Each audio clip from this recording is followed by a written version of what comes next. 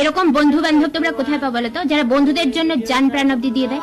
আমার বন্ধুরা রাস্তায় কুত্তা দেখলে আমাকে ছেড়ে পালায়, সেখানে আমার জন্য জান দেওয়া তো দূরের কথা। কমিটমেন্ট এক একটা দাগাবাজ আমার বন্ধুরা।